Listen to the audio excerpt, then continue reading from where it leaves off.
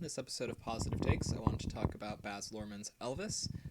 This is a movie that really surprised me at how much I liked it, so I wanted to talk about it. So I've had kind of a love-hate relationship with Baz Luhrmann. He's obviously a very eclectic, a very over-the-top, style-heavy filmmaker.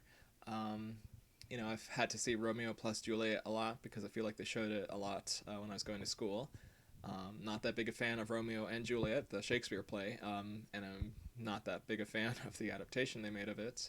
I found various aspects of it pretty ridiculous, including calling the guns swords all the time and all that stuff. Um, but great casting and obviously a really distinct visual style. I was a much bigger fan of Moulin Rouge. This was in high school, so I haven't revisited it, kind of on purpose for a long time.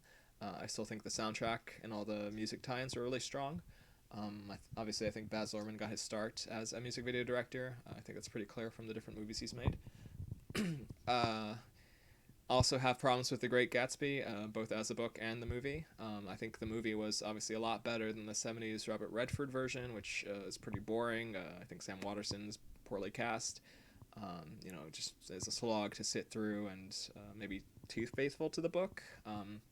So The Great Gatsby was another great music collaboration. A lot of really innovative artists at the time doing their own versions of classic songs.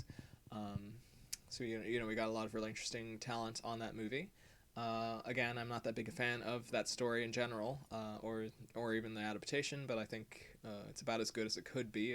Obviously, another movie they're going to show to kids a lot instead of making them read a book. Um, so yeah, and I've missed most of his other movies. I haven't heard that they were very good, any of them. Um, Baz Luhrmann's a filmmaker I have very particular opinions on. Someone who I think hires really interesting actors, has really close relationships with those actors. It seems like very collaborative, from what I can tell. Obviously, a very good eye for distinctive visuals and for weird humor. And music stings and how to get in and out of a scene. Very surreal filmmaker. So these are all the talents that he brings to bear on Elvis, and I started watching this on HBO, fully expecting not to enjoy it that much. I'm not that crazy about Elvis either. I don't know that much about him or his music other than what I've picked up through cultural osmosis. I think in elementary school I had to sing some of his songs for choir, so I'm familiar with some of his songs pretty well. Um, but obviously, I'm not a baby boomer or any of those things, so he's not like my generation. He's not like my music or anything. I can certainly respect what he did for music. Um, but another problem I've had, so I should say, with all that going in, not really caring that much about Elvis, having sort of a love-hate relationship with Baz Luhrmann, I was really surprised at how much I liked this movie. And I think that comes down to a few things. A certain maturity to the script. We have this great dramatic story. At times it almost seems like a Shakespeare tragedy, the way that's set up. Um, and some really excellent performances kind of anchoring the film between Austin Butler and Tom Hanks, who really carry the entire film on their shoulders. I did also quite enjoy the actor who played Lisa Marie Presley. She did some really good work. One thing I didn't care for was either the portrayal of Elvis and his mother or maybe their real life dynamic. I hope not. Very like cringy and I don't know, touchy feely. Not for me. I didn't like that. Um, I also noted that the filmmakers conveniently forgot to mention that Lisa Marie Presley was 14 when they started dating, and were they cousins or am I thinking of a different person? But anyway, just the fact that she was 14 is really disturbing. Obviously, they do show how he starts picking up women really easily and it's kind of a philanderer throughout. So that's really icky as well. Um, this is very much a movie that could be paired with Blonde, the recent sort of not really a biopic, but kind of based on a book version of Marilyn Monroe's life. Both films are very much interested in the idea of how becoming a celebrity becomes an all-consuming thing, and you have to kind of give up your real identity, and you kind of become what everybody wants to see. And you kind of, in both films, there's a rapid descent into, drug-filled mania, which is disturbing, obviously. But you can see, that Hollywood really is parasitic, and really does kind of extract value from people, almost like some sort of capitalist death trap. I don't know. And you can see, they can make a billion of these biopics about different celebrities that are all kind of the same story of, early success, excitement, getting hooked on drugs, and a spiral and death, early death. Um, Actually, maybe they should make one about Marlon Brando. That'd be pretty cool. Um, so yeah, we track Elvis's life from birth. We see that he, and this is all portrayed through Tom Hanks' eyes as the villainous Colonel Parker, Tom Parker, uh, which is very reminiscent of like Citizen Kane or something like that. It's kind of the same premise, the same setup of how did this man's life become so bad so quickly, and we quickly realize by the end it's pretty much entirely the Colonel's fault. Very much also a parasite trying to extract capital and wealth from this star. One thing I was impressed by and kind of surprised me as well, I'd always assumed that Elvis didn't have much respect for the black community or black musicians, that he kind of, also used them as well. To be like, I wrote this, I came up with this music, but really it was, black people, black musicians. And if this is anything accurate to life, and I hope it is, it seems like Elvis actually had a really respectful relationship with black musicians, that he even grew up, around a lot of African Americans and had, a taste for their culture. We see him at various points when he's kind of getting, having existential crises or wondering what he's doing. He goes out to these, black, black own and run, bars or dance and sing establishments, so he can take in the music, and they do a great job of representing some of those old musicians like B.B. King and I think Mama Cass, I want to say. So yeah, I think they did a pretty good job of showing that he had genuine affection and respect for this music, and at times he was even trying, this kind of draw a parallel with the civil rights movement. They show various times where everyone's stunned to hear that JFK is killed, or RFK is killed, or then Martin Luther King Jr. is killed. We show these are major moments in his life that he had to reflect upon what was going on in the nation, and that at least according to his film, that he was also trying to desegregate different aspects of society.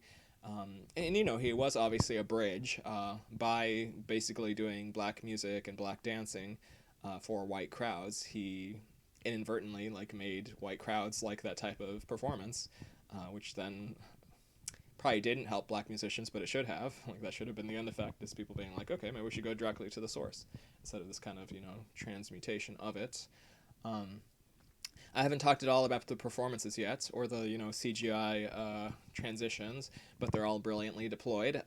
Where it's over the top and a little too much in his other movies. In this case, it works really well, showing the passage of time and memory and the way things kind of slip away from you. The performances are amazing. Austin Butler did most of his singing until he's kind of the older, fatter version of Elvis. He puts his all into the performances and all the style and the fashion.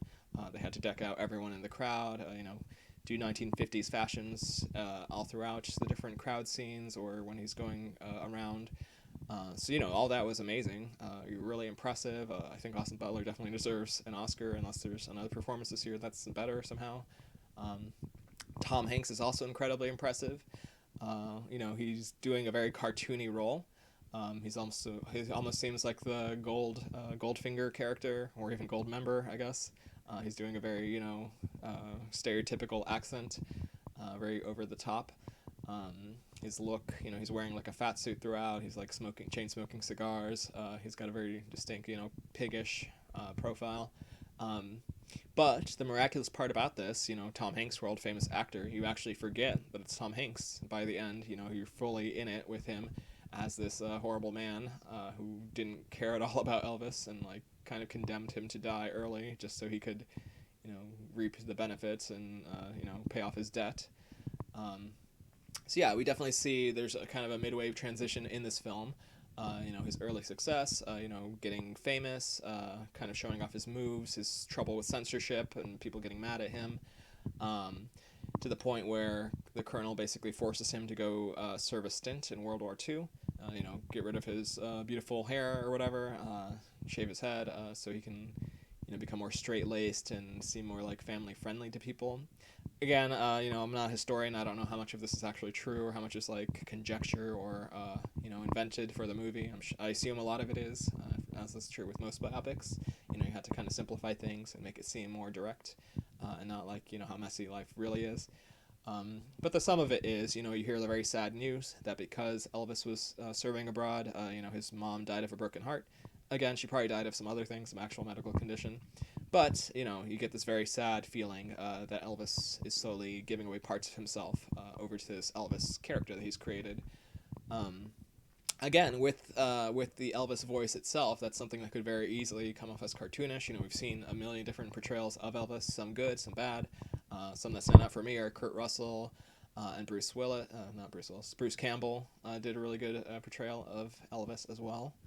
Um, so yeah, it's very easy to like dip into the cartoonishness. Or you can even think of like Johnny Bravo. Just like hey, baby, just doing that the whole time.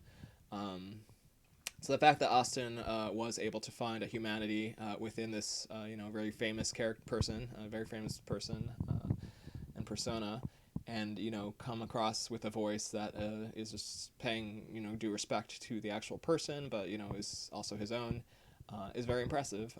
He's a very young actor, and he's portraying like a man across his entire life, which sadly was only until age 42. Um, so again, I'm not a big Elvis expert. I don't know which part of this is true and which is not. But we get to the point where he obviously is trying to do more experimental things. He wants to, travel the world. It kind of all hinges on this Christmas performance. He wants to do an Elvis Christmas special. Colonel Parker wants him to just do something very simple. Just sing all the Christmas carols. Very pacifying performances. But he completely rejects that and instead does, what he always does, the hip swaying and yeah, all that stuff, the pelvis thrusting, and the new music, and bringing in a choir. They show that he was really trying to be more ambitious, trying to, break away from Parker and get in with these new, they call them long hairs and hippies. I'm not sure quite who the actors are, but I recognize one of them from Stranger Things Season 3, the one who plays Billy. He does a really good job in this movie as well. We have David Wenham as, more of an old-style performer who gets mad at Elvis. You have Richard Roxburgh. Kind of reminds me of how J.J. Abrams always brings back the Felicity actress and Greg Grunsberg. Somehow Baz Luhrmann's always bringing Richard Roxburgh into these movies. I'm not sure why. Basically, anyone could have played the Elvis father role. He's just like a very meek, cowardly, craven man who, again, sells his son out for money, which is really messed up. In my opinion, but you see it reflected, throughout history, up to the point of like Britney Spears and stuff like that with her conservatorship, and she also had a stint in Las Vegas, which is creepy to think about now. Um, so yeah, we see him trying to break out of his ambition. He finally gets to the point where he like fires Parker after he's like been performing in Vegas for several years.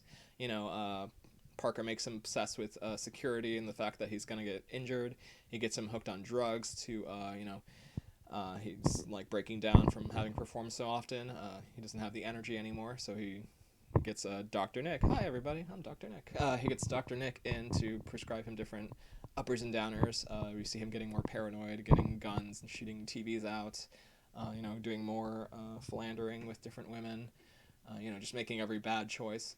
But yeah, it gets to the point where he has like a drunken tirade or a drugged up tirade about Colonel Parker and basically fires him in Las Vegas in front of the whole crowd.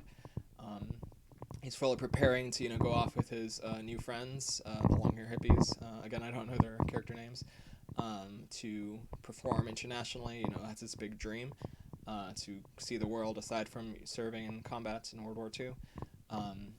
But we eventually learn that Colonel Parker's got a lot of debts. We know nothing about his backstory, his life, but basically he is trying to pay off debt, and he has no passport, and that's the reason why he's so obsessed with keeping Elvis from traveling.